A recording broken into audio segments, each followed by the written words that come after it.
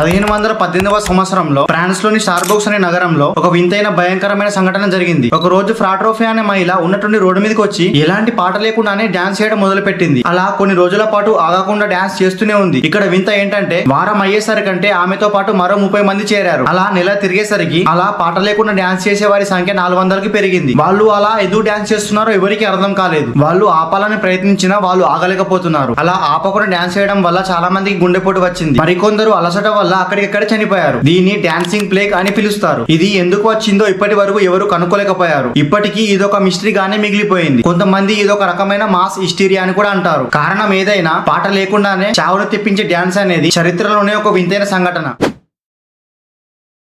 Egypt అనగానే మనకు గుర్తొచ్చే పేరు కింగ్ టటన్ కామున్. అతని కింగ్ టట్ అని కూడా అంటారు. అతని గోల్డెన్ మాస్క్ చాలా ఫేమస్. కానీ అతని ఫ్యామిలీ వెనుక ఒక పెద్ద షాకింగ్ సీక్రెట్ అయితే ఉంది. సైంటిస్టులు అతని మమ్మీకి డిఎన్ఏ టెస్ట్ చేసినప్పుడు ఒక భయంకరమైన నిజం బయటపడింది. కింగ్ టట్ యొక్క తల్లిదండ్రులు ఎవరో తెలుసా? కింగ్ టటన్ కామున్ వాళ్ళ నాన్న ఇంకా అమ్మ సొంత అన్న చెల్లెళ్ళు. ఎస్, ఆ రోజుల్లో ఈజిప్ట్ రాజవంశంలో వాళ్ళ బ్లడ్ లైన్ ప్యూర్ గా ఉండడానికి వాళ్ళ ఫ్యామిలీలోనే పెళ్లిళ్లు చేసుకునేవారు. కింగ్ టట్ వాళ్ళ నాన్న ఫరో అఖినాటెన్ తన సొంత చెల్లెల్నే పెళ్లి చేసుకున్నాడు. వాళ్ళకి పుట్టిన వాడే కింగ్ టట్. ఈ కారణం వల్లే కింగ్ టట్ చాలా అనారోగ్య సమస్యలతో పుట్టాడు. అతనికి పుట్టుకతోనే ఎడమ కాలు వంకరగా ఉండేది. ఇంకా అతను నడవడానికి ఎప్పుడో ఒక కర్రని వాడేవాడు.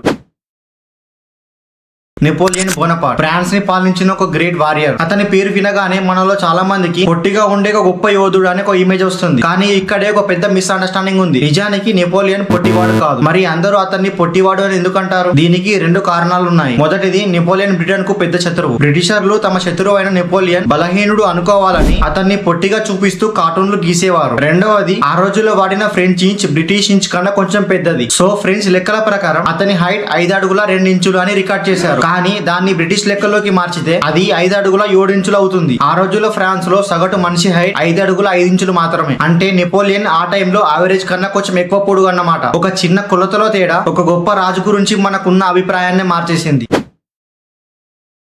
మనకు యుద్ధం అంటే కొన్ని సంవత్సరాల పాటు జరుగుతుంది అనుకుంటాం, లేదా కనీసం కొన్ని నెలలు. ఫస్ట్ వరల్డ్ వార్ 4 సంవత్సరాల యుద్ధం జరిగితే సెకండ్ వరల్డ్ వార్ 6 సంవత్సరాల యుద్ధం జరిగింది. ఇంకా మిగతా యుద్ధాలు కూడా చాలా టైం తీసుకున్నాయి. కానీ ప్రపంచ చరిత్రలోనే అతి తక్కువ సేపు జరిగిన యుద్ధం ఏంటో తెలుసా? మీరు ఊహించలేరు కూడా. ఆగస్ట్ 27, 1896 ఆ రోజున బ్రిటన్ కి ఇంకా జంజీబర్ కి యుద్ధం మొదలైంది. ఎందుకంటే జంజీబర్ లో బ్రిటిష్ వాళ్లకు నచ్చని ఒక కొత్త సుల్తాన్ అధికారంలోకి వచ్చాడు. బ్రిటిష్ వాళ్ళు అతన్ని దిగిపో అన్నారు. కానీ అతను వినలేదు. అంతే, బ్రిటిష్ నావికా దళం వాళ్ళ షిప్స్ తో వచ్చి జంజీబర్ సుల్తాన్ ప్యాలెస్ పై బాంబుల వర్షం కురిపించారు. ఆ యుద్ధం మొదలైన కేవలం 38 నిమిషాలకే సుల్తాన్ లొంగిపోయాడు మరియు యుద్ధం ముగిసిపోయింది. ఎస్, మొత్తం యుద్ధం యొక్క సమయం 38 నుండి 45 నిమిషాలు మాత్రమే. అంటే మనం ఒక సినిమాకి వెళ్తే ఇంటర్వెల్ బ్రేక్ తీసుకునే టైం కన్నా తక్కువ సమయంలో ఒక యుద్ధమే ముగిసిపోయింది. ప్రతి సంవత్సరం ఎండ, వాన, చలి అని 3 కాలాలు ఉంటాయి. చిన్నపిల్లలు అయితే సమ్మర్ కోసం వెయిట్ చేస్తూ ఉంటారు, ఆ సమ్మర్ హాలిడేస్ కోసం. కానీ హిస్టరీలో ఒక సంవత్సరం ఆ సమ్మరే రాలేదు. ఆ సంవత్సరం మొత్తం చలి, వానలు, మంచు, ఇంకా ఆకలితో ప్రపంచం అల్లాడిపోయింది. ఆ సంవత్సరమే 1816. ఇలా ఎందుకు జరిగిందంటే దానికి ఒక సంవత్సరం ముందు అంటే 1815 లో ఇండోనేషియాలోని మౌంట్ అంబోరా అనే అగ్నిపర్వతం బద్దలైంది. అది చరిత్రలోనే అతిపెద్ద వాల్కనో బ్లాస్ట్. దాని వల్ల వచ్చిన టన్నుల కొద్ది బూడిద, సల్ఫర్ డయాక్సైడ్ గ్యాస్ ఆకాశంలోకి వెళ్లి అక్కడ ఒక పొరలాగా ఏర్పడింది. ఈ పొర సూర్యుడి వేడిని వెలుగుని భూమి మీదకి రాకుండా ఒక అద్దం లాగా అడ్డుకుంది. దీని వల్ల యూరోప్ ఇంకా అమెరికాలో జూన్, జూలై నెలలో కూడా మొత్తం మంచు కురిసింది. పంటలు మొత్తం నాశనమై చరిత్రలోనే అతిపెద్ద కరువు వచ్చింది. ఆసక్తికరమైన విషయం ఏంటంటే ఆ భయంకరమైన వాతావరణం వల్లే స్విట్జర్లాండ్ లో హాలిడేకి వెళ్లిన మేరీ షెల్లీ అనే రచయిత్రి బయటకు వెళ్లలేక ఇంట్లోనే కూర్చొని ఫ్రాంకెన్స్టీన్ అనే ఫేమస్ నవలను రాసింది. ఒక ప్రకృతి విపత్తు ప్రపంచాన్ని ఆకలితో పాటు ఒక గొప్ప కథను కూడా ఇచ్చింది. మనం నీటి వరదలు, బురద వరదల గురించి విన్నాం. కానీ మీరు ఎప్పుడైనా బీర్ వరద గురించి విన్నారా? అవును, మీరు విన్నది నిజమే, బీర్ వరద. అక్టోబర్ 17, 1814 లండన్ లోని సెయింట్ గిల్స్ అనే పూర్ విలేజ్ లోని ఇది నిజంగా జరిగింది. అక్కడ ఉన్న మ్యాక్స్ బ్రీవరీ అనే ఫ్యాక్టరీలో 2 అంతస్తులున్న ఒక పెద్ద చెక్క ట్యాంక్ ఉండేది. దాంట్లో సుమారు 1.5 మిలియన్ లీటర్ల బీర్ ఉండేది. ఆ రోజు పెద్ద శబ్దంతో ఆ ట్యాంక్ ఒక్కసారిగా పగిలిపోయింది. ఆ ట్యాంక్ పగిలిన ఫోర్స్ కి చుట్టూ ఉన్న మిగతా ట్యాంకులు కూడా పగిలిపోయాయి. కొన్ని క్షణాల్లోనే బీర్ అంతా ఒక 15 అడుగుల ఎత్తైన సునామీ లాగా దూసుకొచ్చింది. అలా ఫ్యాక్టరీ గోడలను బద్దలు కొట్టుకుంటూ పక్కనే ఉన్న ఇళ్లలోకి దూసుకెళ్లింది. ఆ ప్రాంతంలో నివసిస్తున్న చాలా మంది కుటుంబాలు ఆ బీర్ వరదలో చిక్కుకుపోయాయి. దురదృష్టవశాత్తు ఈ వింత ప్రమాదంలో 8 మంది చనిపోయారు కూడా. ఆ తర్వాత ఫ్యాక్టరీ కేసు ని కోర్టుకి లాగితే కోర్టు జడ్జ్ ఆ ఇన్సిడెంట్ ని యాక్ట్ ఆఫ్ గాడ్ అని చెప్పి కొట్టేశారు. ఎవరు ఊహించని విధంగా ప్రజలు ఇష్టపడి తాగే బీరే ఒక భయంకరమైన విపత్తుగా మారి కొందరి ప్రాణాలను తీసింది. హిస్టరీలో జరిగిన విచిత్రమైన ప్రమాదాల్లో ఇది ఒకటి.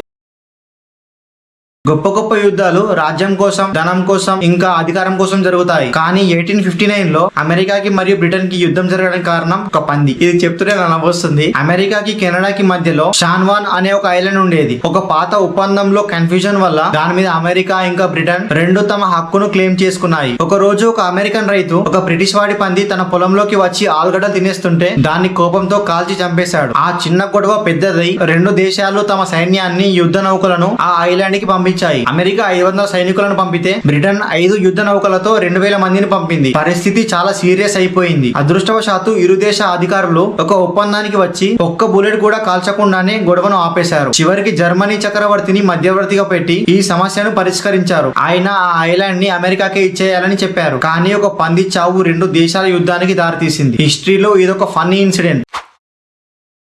మనం కంప్యూటర్ లో గానీ ఫోన్ లో గానీ ఏమైనా ప్రాబ్లం వస్తే బగ్ వచ్చిందని అంటాం. అసలు ఆ బగ్ అనే పదం ఎక్కడి నుంచి వచ్చిందో తెలుసా? అది నిజంగా ఒక పురుగు చేసిన పని వల్ల వచ్చింది. 1947 లో కంప్యూటర్ లో ఒక రూమ్ సైజ్ అంతా ఉండేవి. గ్రేస్ హాపర్ అనే ఒక సైంటిస్ట్ మార్క్ II అనే కంప్యూటర్ లో ప్రాబ్లం ఎందుకు వస్తుందో అని చెక్ చేసినప్పుడు వాళ్లకు కంప్యూటర్ లో ఇరుక్కుపోయి చనిపోయిన ఒక మోత్ కనిపించింది. అంటే అది ఒక రకమైన సీతకొక చిలుక. ఆ పురుగు అక్కడ ఉండడం వల్ల సర్క్యూట్ కంప్లీట్ అవ్వక కంప్యూటర్ పని చేయలేదు. వాళ్ళు వెంటనే ఆ పురుగుని జాగ్రత్తగా తీసి వాళ్ళ లాగ్ బుక్ లో టేప్ తో అంటించారు. దాని పక్కన first actual case of bug being found అని రాశారు. అంటే మొట్టమొదటిసారిగా నిజమైన బగ్ దొరికే సందర్భం అని. అప్పటి నుండి కంప్యూటర్ లో వచ్చే ప్రతి టెక్నికల్ ప్రాబ్లమ్ ని బగ్ అని పిలవడం మొదలు పెట్టారు. 1492వ సంవత్సరంలో అమెరికాని కనుగొన్నది క్రిస్టోఫర్ కొలంబస్ అని మనందరికీ స్కూల్లో చెప్పారు. కానీ అది నిజం కాదు. కొలంబస్ కంటే దాదాపు 500 సంవత్సరాల కంటే ముందే యూరోపియన్లు అమెరికాలో అడుగుపెట్టారు. కొలంబస్ కన్నా 500 సంవత్సరాల ఏళ్లకు ముందు అంటే సుమారు 1000 AD లోనే వైకింగ్స్ అని పిలువబడే యోధులు వాళ్ళ పెద్ద పెద్ద ఓడల మీద అట్లాంటిక్ సముద్రాన్ని దాటి ఉత్తర అమెరికాకు చేరుకున్నారు. వాళ్ళు ఇప్పటి కెనడాలో ఒక చిన్న ఊరిని కూడా ఏర్పాటు చేసుకున్నారు. దీనికి సంబంధించిన ఆర్కియాలజికల్ ఎవిడెన్స్ కూడా మనకు దొరికింది. సో టెక్నికల్ గా చెప్పాలంటే అమెరికాలో అడుగుపెట్టిన మొదటి యూరోపియన్లు కొలంబస్ కాదు, వైకింగ్స్. ఇప్పుడు ఒక చిన్న క్వశ్చన్, మన బాడీలో మోస్ట్ ఇంపార్టెంట్ ఏంటి అంటే మీరేం చెప్తారు? చాలా మంది హార్ట్, బ్రెయిన్ అని అంటారు. కానీ అది నిజం కాదు. మోస్ట్ ఇంపార్టెంట్ ప్రతి సెల్ లో ఉండే DNA. దాని పవర్ ఏంటో మీకు తెలుసా? మన బాడీలో ఉన్న ఒక చిన్న సింగిల్ సెల్ లో ఉన్న DNA ని బయటికి తీసి సాగతీస్తే అది 6 feet హైట్ అవుతుంది. మరి మన మొత్తం బాడీలో ఉన్న అన్ని ట్రిలియన్స్ ఆఫ్ సెల్ లో ఉన్న DNA ని కలిపితే ఎంత పొడవు ఉంటుందో గెస్ చేయండి. అది ఎంత పెద్దదంటే మన ఎర్త్ నుండి సన్ వరకు వెళ్లి మళ్ళీ రిటర్న్ రావచ్చు. అలా ఒక్కసారి 2 సార్లు కాదు, మొత్తం 300 సార్లు వెళ్లి రావచ్చు. మన బాడీలోనే అంత పెద్ద యూనివర్స్ ఉంది. ప్రతి ప్రాణికి లైఫ్ అండ్ డెత్ అయితే ఉంటుంది, అది కామన్. కానీ ఈ ప్రపంచంలో చావే లేని ఒక ప్రాణి ఉంది. దాని పేరు ఇంపోర్టల్ జెల్లీ ఫిష్. దీనికి ఏజ్ అయిపోయినా లేదా ఏమైనా దెబ్బ తగిలినా అది చనిపోదు. దీనికో స్పెషల్ పవర్ ఉంది. అది మళ్ళీ దాని పిల్ల స్టేజ్ కి రివర్స్ అయిపోతుంది. అంటే ఒక ముసలైన అప్పుడే పుట్టిన పిల్లవాడిలా మారి లైఫ్ ని మళ్ళీ రీస్టార్ట్ చేసినట్టు. ఈ ప్రాసెస్ ని అది ఎన్నిసార్లైనా చేయగలదు. అండ్ ఫైనల్లీ ఈ వీడియోకి అంతే. మీరు ఇక్కడ దాకా చూసారంటే ఖచ్చితంగా నా ఎక్స్ప్లెనేషన్ నచ్చే ఉంటుంది. అలాగే వెళ్ళిపోకుండా సబ్స్క్రైబ్ చేసుకోండి. నేను కష్టపడి చేసే వీడియోలకి వాల్యూ ఇచ్చినట్టు ఉంటుంది. అలాగే ఇలాంటి వీడియోలతో మీరు రోజుకు ఒక కొత్తది నేర్చుకుంటారు. సో ప్లీజ్ సబ్స్క్రైబ్ చేసుకోండి. మీరు సబ్స్క్రైబ్ చేయకుండా కనీసం వీడియోనైనా లైక్ చేయండి.